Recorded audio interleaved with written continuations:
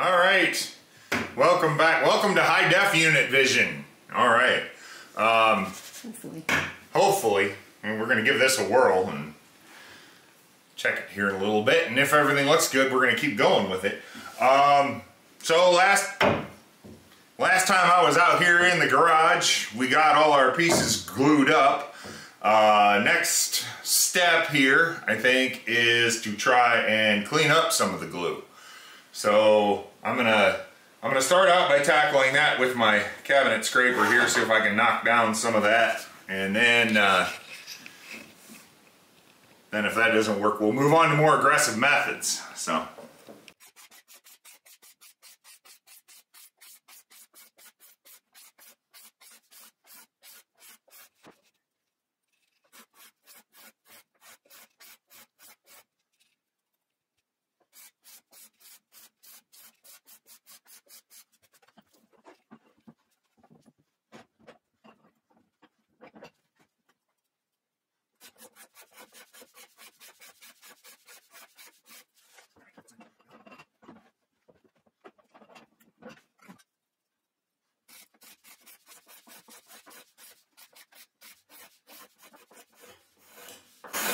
I'm going to run this through the drum sander too, so it's not like I have to get this spick and span, but I would really like to try and get the lion's share of the protruding glue off so it's not gumming up the sandpaper.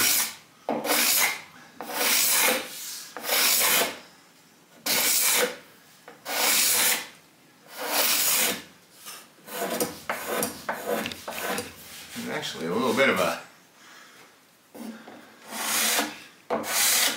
rough saw marks there at the end, so I'm going to avoid that when I get to laying out the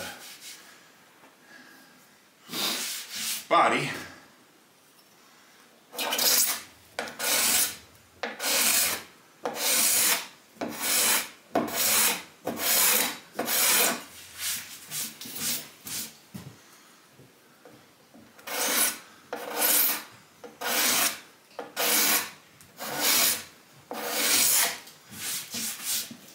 Alright, and then over to the body, the back of the body.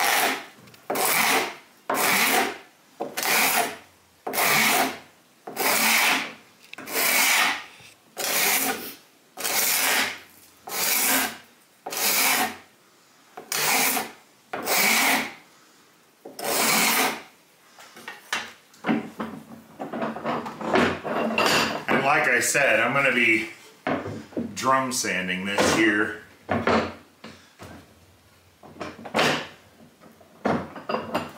Before too much else goes on, because I want to... It's got a... Yeah, I know. That's part of what the sanding is going to do, is level it out.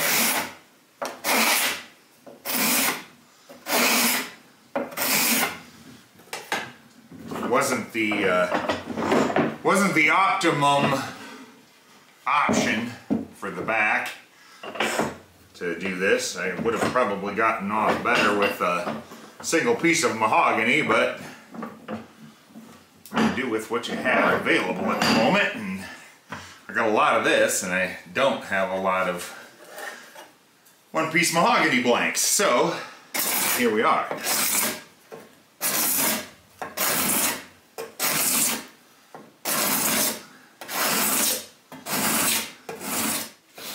Alright, so next we are going to thickness this down. I know I probably ought to have a planer thicknesser, but I don't, and this is going to work better for that quilt maple anyway. So you do with what you can with what you have, or however that goes. Also, I have a really nice new central vac sitting here, but I haven't assembled it yet, and I'm not sure where I'm parking it yet. So for the moment, we're getting by with good old trusty reliable shop vac here. So Anyway, onwards.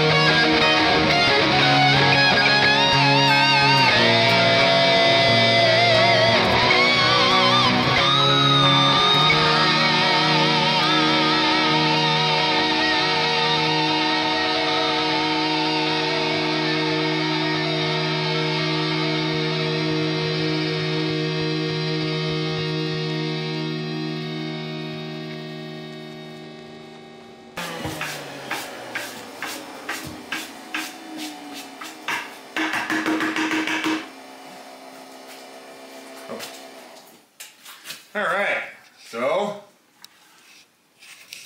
a little dusty. Shop vac is not quite as good at keeping up as a central air vac, hence the reason I bought one, but I still have to figure out where the hell I'm putting it.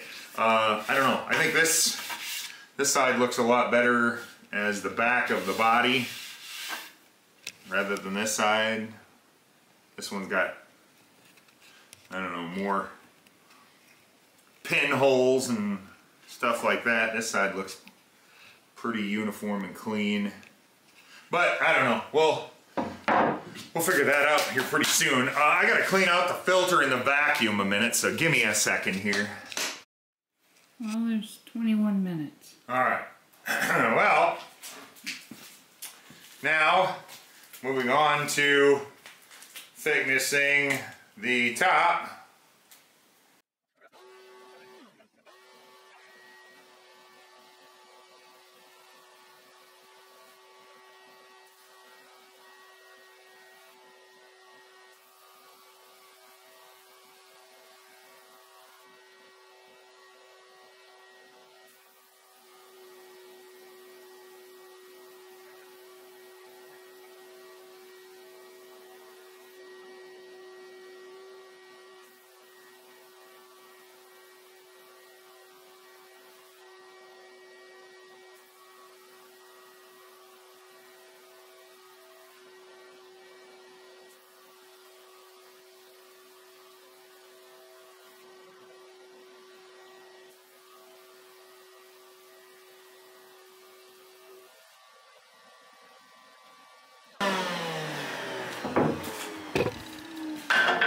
Okay, now just for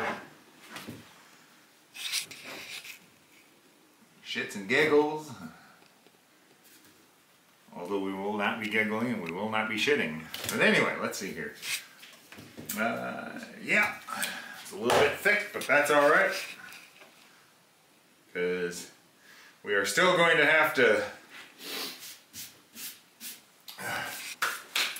carve a top.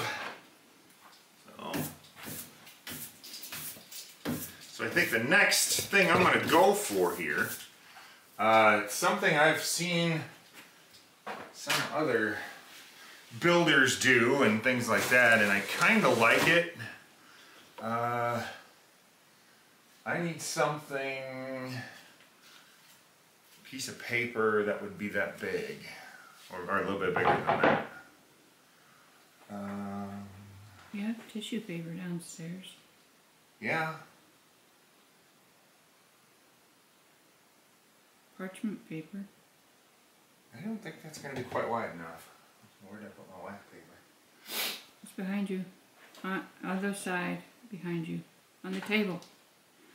Your other bench table. Jesus, snuck up on me.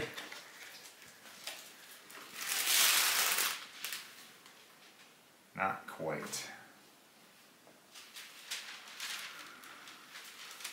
Parchment wider?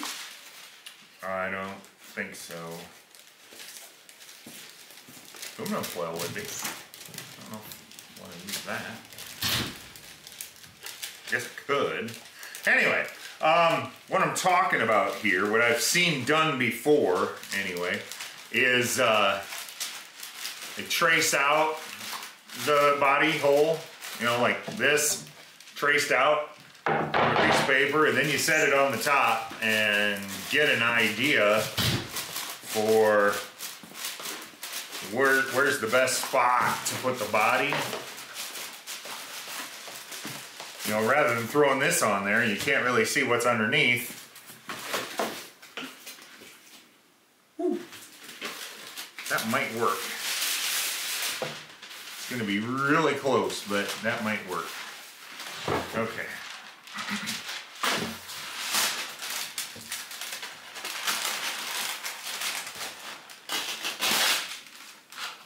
All right. So,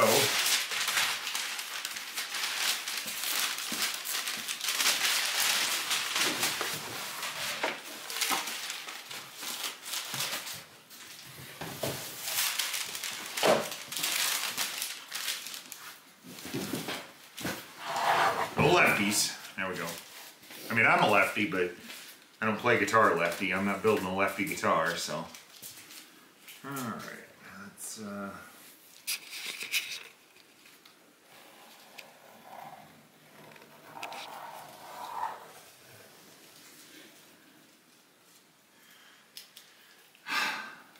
want my nice pencils. They're downstairs.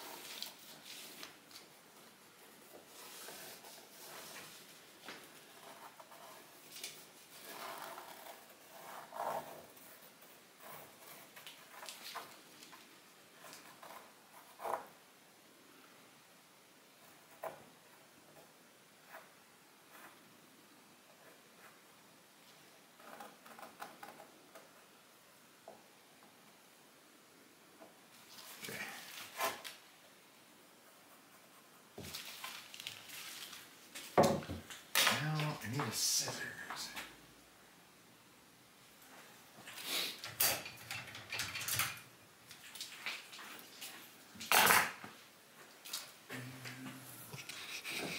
This might actually work better than a scissors.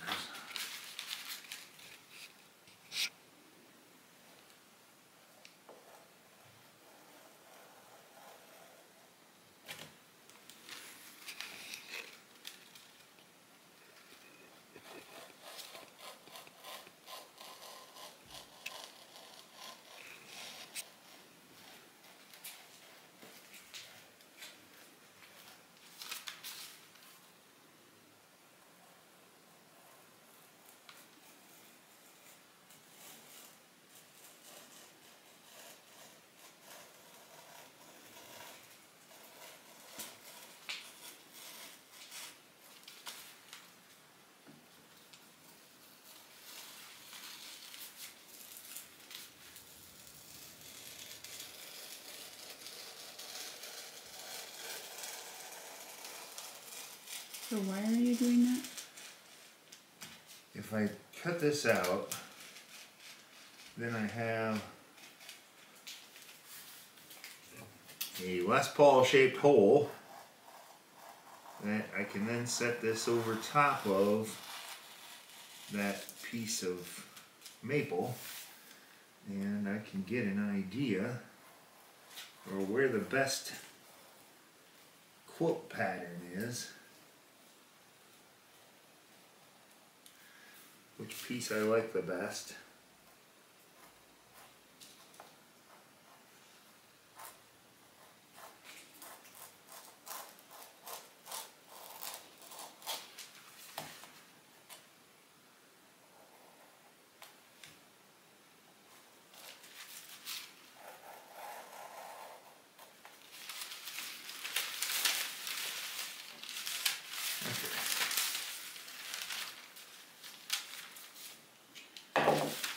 Alright, so now, if I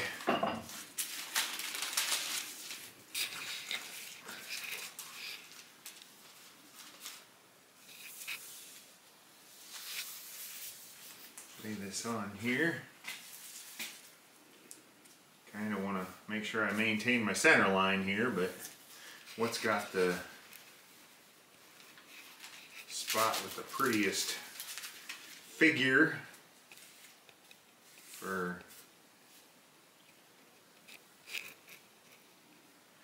that's got a lot of really good quilt ripple to it. It's got some of that really pretty lacing going on in it. I think if I come up this way, I've got more of the quilting ripple up in here, but we also got to consider there's going to be a pickup there, a pickup there. So that's going to get bored out in a switch, and I don't know, I think maybe down here's a better. Are you zooming in on this at all, or are you just watching me look at it? I'm zoomed in as much as it'll let me zoom in. Okay. I'm thinking that, I don't know, otherwise bring the camera over here quick. Come closer. Okay. I don't know, if you zoom in, you really, there's some really nice ripple going on through here. And there's also some of that really nice lacing in the wood here. I think if I move it up here, there's more quilt, well, more ripple, if you will, but I lose the laciness except for just a tiny little bit there and there. And then you got to also consider, like I said, a lot of this is going to be bored out for pickups and stuff. I don't know. I think I like this. I think I like this spot better. Yeah. All right, easy peasy. Figured it out. So then, and I know some of you are probably looking at this exact moment and thinking, there's not nearly as much wood over here as there is over here. That's because I had to rip a little bit of it off on the table saw so I could actually get it through the drum sander, and so now the center line isn't actually the center line until I recenter the line. Anyway, next we're going to get the center line marked.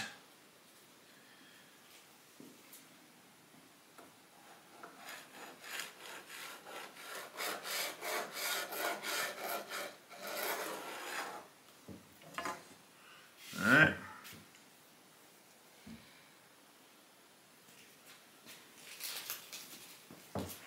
Because you can see, barely, you can see the seam, but that always seems to disappear once you get going in the build process. I learned that on my last build.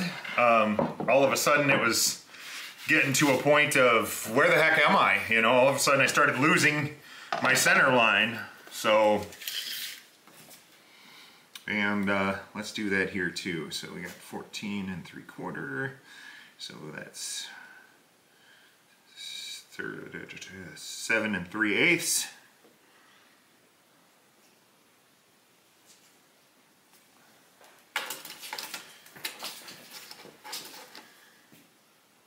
And that's a little less than that.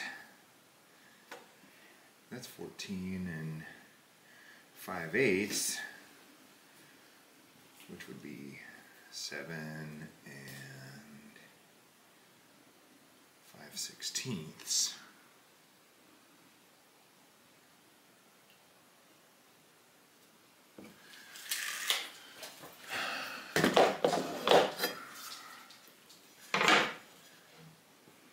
My good ruler is downstairs, but this guy has never steered me wrong. I just I'm using the inside of it instead of the outside because I've done enough carpentry-ish type of work in my electrical life that the outside of this is not so particularly straight anymore, but the inside of the 90 is just fine on that one. So. Are you done with your chisels? Yeah. Maybe put them back up so that you have more room. Yes, Mom. All right. So now I'm ready to do this. I don't know. I got these templates off of the internet. How do I say this and not sound like a complete jerk? I think they're fine. I don't particularly hate the templates or anything like that.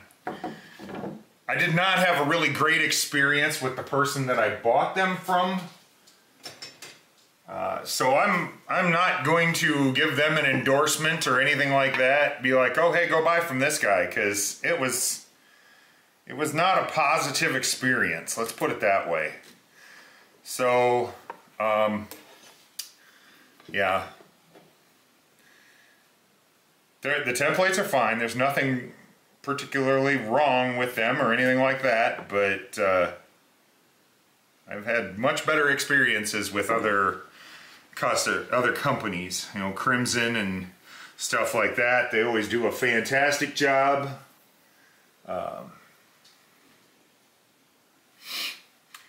It occurs to me, maybe I'm better off just gluing this thing together and cutting it all out at once, rather than trying to cut two separate pieces.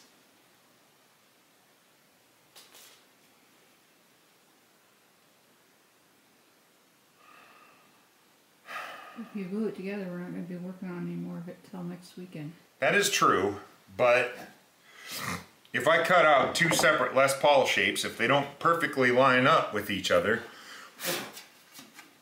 then I have a problem.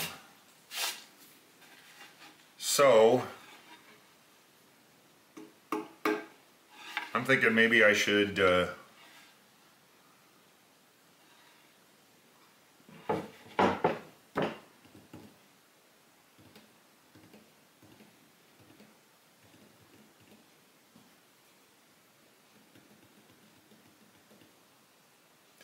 decisions. Because if I cut this out, I mean, I don't have to, I can leave myself some overhang. And I cut that out, and then I glue them together. Yeah, I'm gonna do that, because if I glue it first, then all of the scrap ends up two pieces glued together and fairly unusable also. And I don't really want that. Some of the scrap I might want to use for other things. So, although I really do want to make sure that I have the right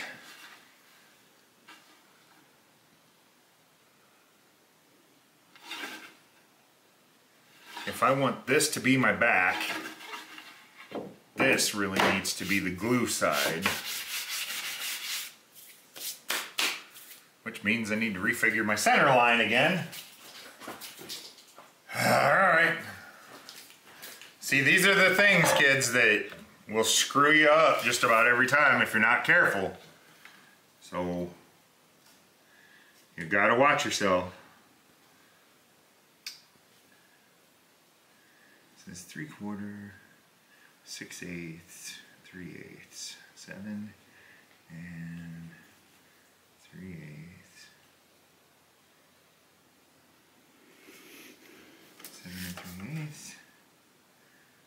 7 3/8. Okay, and then this one is 4 5/8, 14 5/8. So that would be 7 5/16.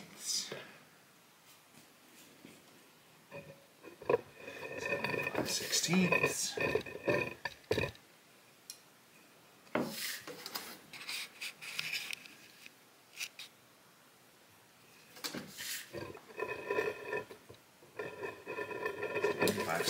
Okay.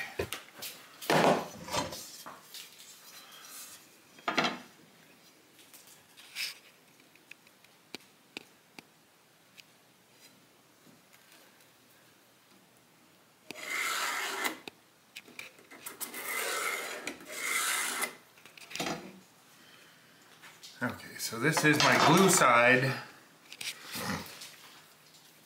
And I'm just going to go like this.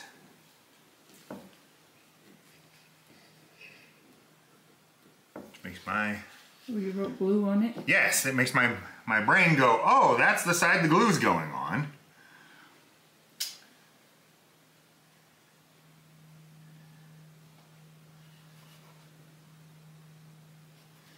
Okay.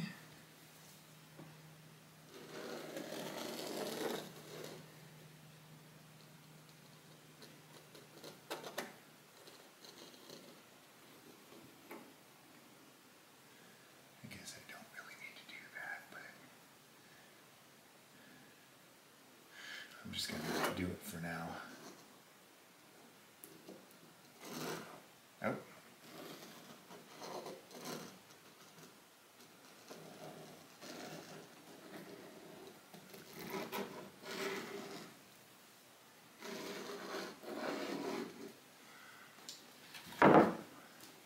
Okay.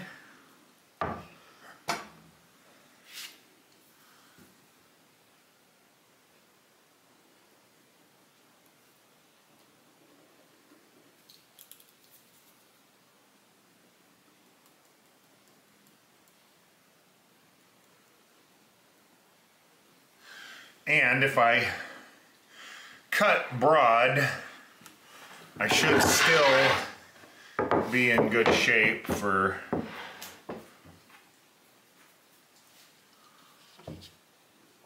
having enough play left, right of center so I can, What does that mean? when I steer the top piece with the bottom piece so they match up, Oh. I don't have a funny overhang that's not supposed to be in one spot, or there's supposed to be wood there and there's no wood there. So when I cut this, I'll just cut it a little bit wider than would be normally required. Well, then when you sand it, you can... Yeah, I can also have room for sanding and all that fun.